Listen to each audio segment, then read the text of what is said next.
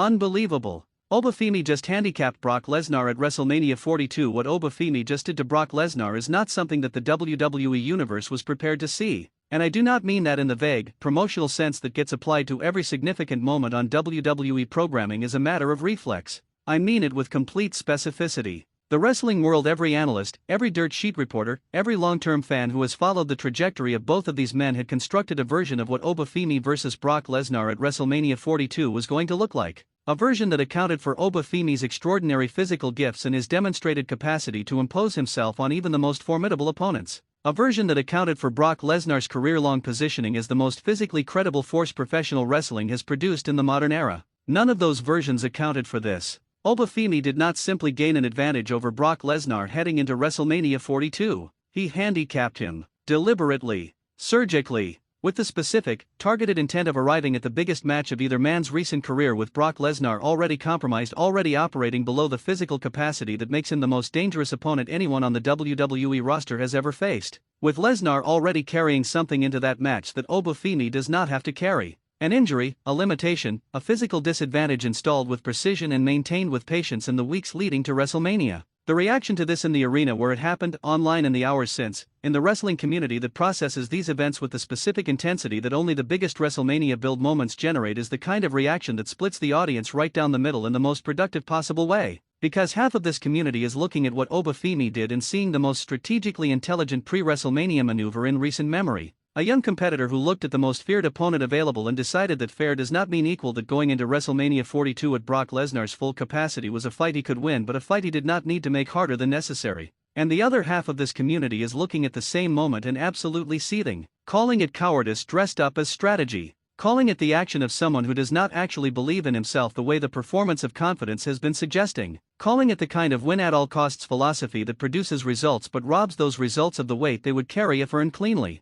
Both halves are going to be in this comments section today, and both halves need to read this complete breakdown before they drop their take, because what Obafemi did to Brock Lesnar is more complicated and more interesting than either simple reading gives it credit for. Let's be specific about what Obafemi actually did, because the word handicapped is carrying an enormous amount of meaning, and that meaning needs to be unpacked with precision before the analysis can proceed honestly. The specific targeting of Brock Lesnar's physical condition, the deliberate, premeditated nature of the campaign that Obafemi has been conducting in the weeks leading to WrestleMania 42 is the detail that separates this from a standard pre-WrestleMania rivalry attack. This was not the accumulation of competitive heat through back-and-forth confrontations that build mutual animosity in service of the match's emotional stakes. This was a plan. A specific, executed plan with a specific physical objective to ensure that Brock Lesnar enters WrestleMania 42 carrying damage that compromises the physical tools that his entire competitive identity is built on. Obafemi went after the specific thing that makes Brock Lesnar most dangerous. Not his reputation. Not his psychological intimidation. Not the accumulated weight of a career that has defined what physical dominance in professional wrestling looks like. He went after the body.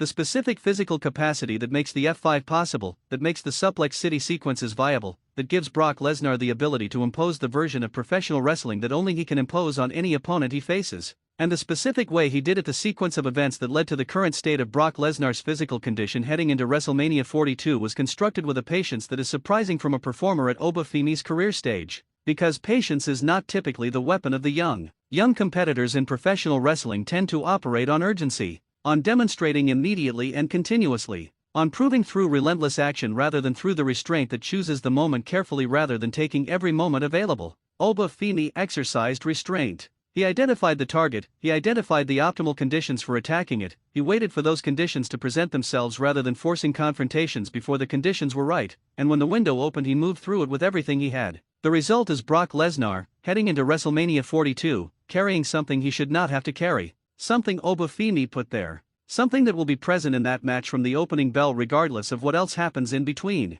That is not the impulsive aggression of a young star trying to make his name. That is chess, played at a level that the wrestling world was not yet expecting from someone at Obafemi's career stage. Here is the thing about handicapping Brock Lesnar that Obafemi may have understood intellectually but that the wrestling world is now confronting experientially in real time. Brock Lesnar with a physical limitation is not a diminished threat. He is a different threat. Specifically, he is the version of Brock Lesnar that nobody has ever seen operated at WrestleMania. Because the version of Lesnar that has appeared at every previous WrestleMania has been the prepared version. The fully healthy, fully conditioned, fully operational version that arrives at the biggest stage of the year, having specifically prepared his body for this specific moment on this specific night. Brock Lesnar at WrestleMania is Brock Lesnar at his most deliberate, his most managed, his most controlled in terms of how he uses what he has. An injured Brock Lesnar, a Brock Lesnar who knows that one of his primary physical weapons has been compromised and who must adapt in real time to the reality of fighting through damage he did not choose, is not a Brock Lesnar who operates in that managed, deliberate mode.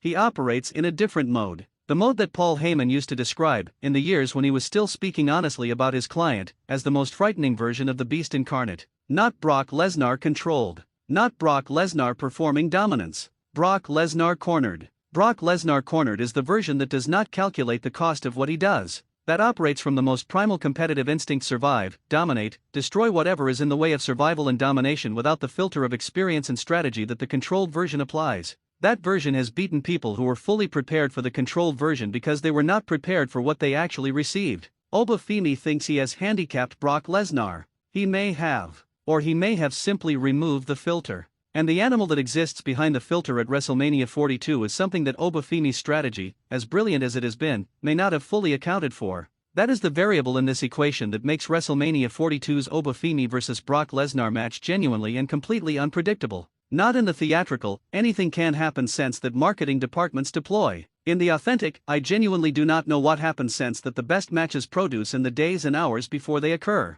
Let's spend real time on what the handicap reveals about Obafemi's psychology, because this is the element of this story that the wrestling conversation is underanalyzing and that matters most for understanding not just what happens at WrestleMania 42 but what Obafemi becomes in the years after it. The question the wrestling world has been asking about Obafemi since he arrived at the main event level is whether the physical gifts are matched by the mental architecture that sustained main event success requires. Because physical gifts in professional wrestling are abundant relative to the mental architecture. Every generation produces athletes of extraordinary physical capacity. Not every generation produces athletes of extraordinary physical capacity who also possess the specific combination of strategic intelligence, psychological resilience, and competitive patience that the top of the card demands on a sustained basis. The handicap campaign against Brock Lesnar is the most detailed and most convincing evidence yet that Obafemi has the architecture. Because it required him to do the thing that is hardest for extraordinarily gifted athletes: subordinate the immediate demonstration of those gifts to the longer-term objective that the demonstration alone cannot achieve. To resist the competitive instinct that says show them what you can do right now in favor of the strategic instinct that says showing them what you can do right now costs you something at WrestleMania. That subordination is not natural.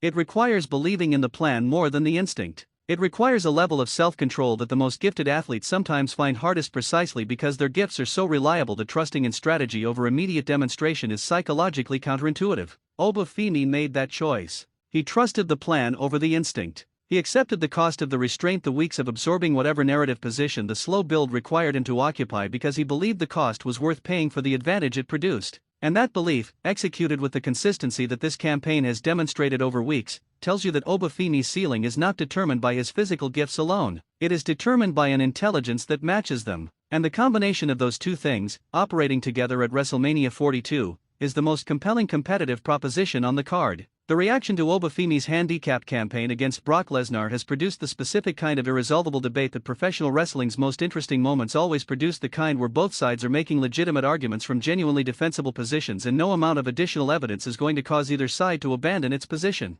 The argument for what Obafemi did centers on a simple and powerful premise: winning is the objective. The match result at WrestleMania 42 is the only thing that will be on the permanent record. Every detail of how Obafemi arrived at that result, every strategic decision, every competitive sacrifice, every choice made in service of the outcome rather than the performance disappears into context once the result is established. Obafemi wins WrestleMania 42, he is the man who beat Brock Lesnar at WrestleMania. Full stop. The mechanism is a footnote. The win is the headline. The argument against centers on an equally simple and equally powerful premise: the mechanism is not a footnote. The manner in which a WrestleMania victory is achieved is inseparable from the victory itself. Professional wrestling's greatest moments carry their magnitude precisely because of the circumstances under which they were produced: the opponent at full strength, the stage at maximum stakes, the result produced by the superior performance on the night rather than by advantages installed in the weeks preceding it. A WrestleMania win over a compromised Brock Lesnar is a lesser achievement than a WrestleMania win over Brock Lesnar at his best.